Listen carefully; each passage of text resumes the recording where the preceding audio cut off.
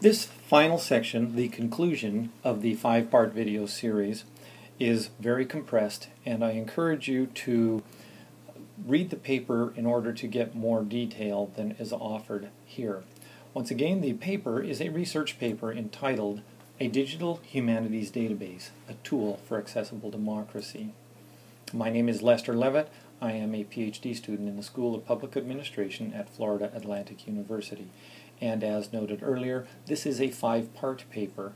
The parts of the paper, you'll know which part you're in by the icon in the top left corner, and this is the conclusion, where we talk about practical applications for the Moxie systems.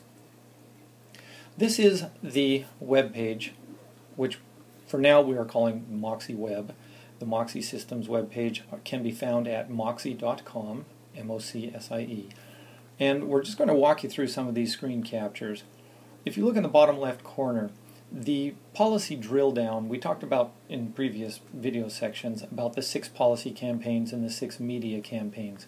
So if you use this drill down mechanism to investigate these 6 all-inclusive policy campaigns, then you start by drilling down and think of this drilling down as the method of structuring the discourse organically within this web page data and the database itself.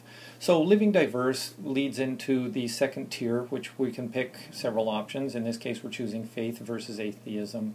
And then the third drill down mechanism is the one path to God mentality, which this particular story that we're going to find illustrates very, very well.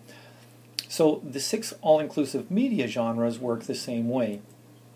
The starting point is which type of media, through reading, listening, touching, watching, and then the second tier, because we chose reading, the second tier gives us the option of, in this case, choosing a blog, and in the final case, choosing an activist subcategory, subgenre. So then you come down to here where you find the record level, and this is the story, the contributor, the author, the media survey mechanisms, which we talked about in earlier parts of the paper, and we will talk about a little bit more in detail now here, also appear on this home page for this record, which is a blog about pro-life atheist groups. You can see in the top right corner how you got down to this level based on the policy campaigns and the media genres. The media survey question is a mechanism which is going to be embedded in every record, and what we're going to try and do is trying to get people to choose and rate the record based on their own experience, because there is no right, wrong, or any other mechanism. When we think in terms of postmodernism, there is no right or wrong. There is just what people know, and that's what we have to live with. And so the idea is to have consumers of this media in this database actually rate the media based on their experience and their opinions. So this mechanism here, media survey question number 1, is aimed at doing that. And what we come up with at the end of the day is a public opinion needle as to whether this policy is seen by the consuming public as a viable policy proposal, or whether it's too far to the left or too far to the right.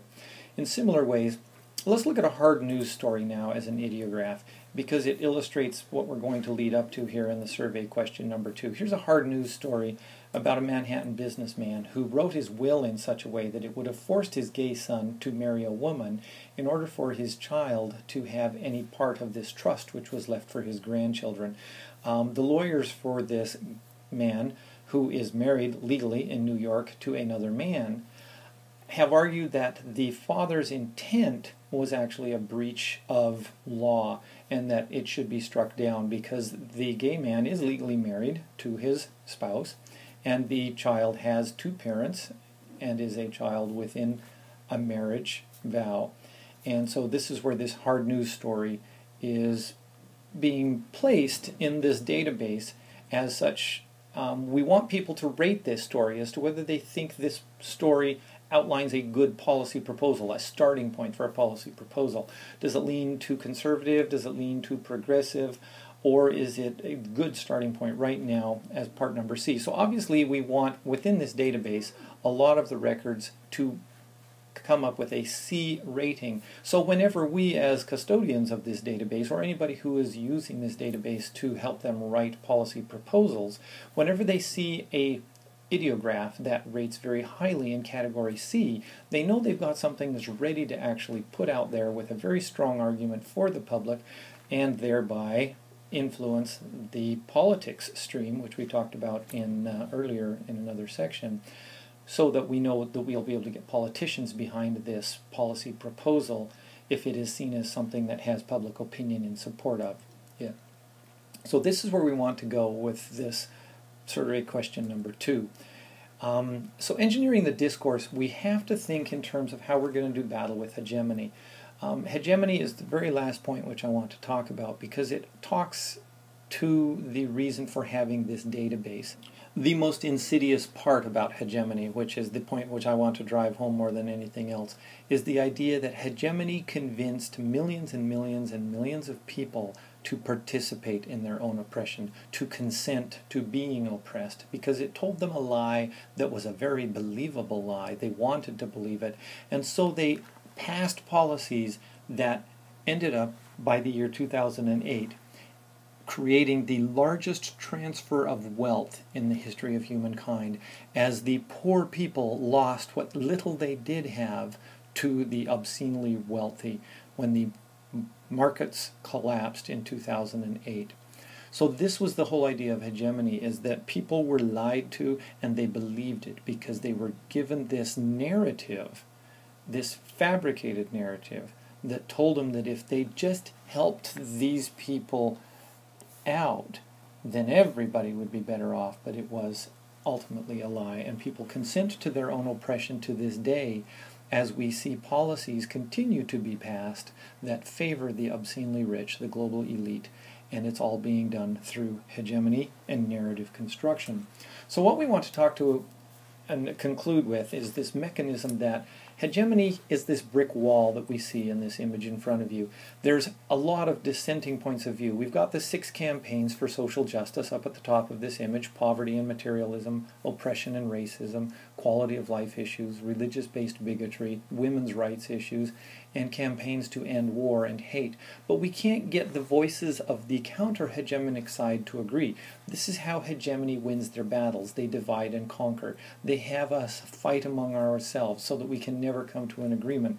So the idea of these twin hypotheses, which are part and parcel of this paper, is the idea is that if we put a central figure in the center of these groups who are up until now backstabbing, fighting with each other, disagreeing with each other, and allowing the global elite to continue their oppression and marginalization of the poor and even the middle class.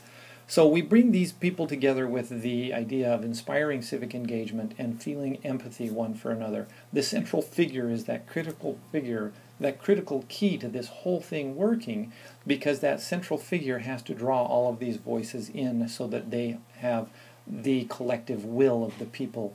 The consensus building narratives come from the idea that a central figure pulls all of these people together in a common purpose. And then what happens at the end of the day is this central figure puts all of those voices together, and we break through that wall. And once we're through that brick wall of hegemony, then each of us go and pursue our own goals and our own campaigns and the passion that we have and the fire in our belly. But we've got to break through that brick wall first. At the end of the day, all we want to do is have people pause before they act, before they do what they've always done before. We want them to stop and think, which is how Dr. Miller captures it with this sentence when he wrote, "Most likely I will do what I have done before, though maybe not this time." That captures in a sentence what discourse structuration is all about. This database, this information communication technology which I am proposing, is all about putting in front of people alternatives so that they stop and think before they act, so that they give it a second thought before they marginalize and oppress another person through even complicity, which is causing a great deal of the suffering which we have in this world. Most people are not bad people, but most people don't think deeply before they act, and their actions come with consequences. If we can stop people from being complicit, the world will be a safer place for everybody. Thank you for listening, and if you wish to contact me, my contact information is available on the web at www.moxie.com. Thank you.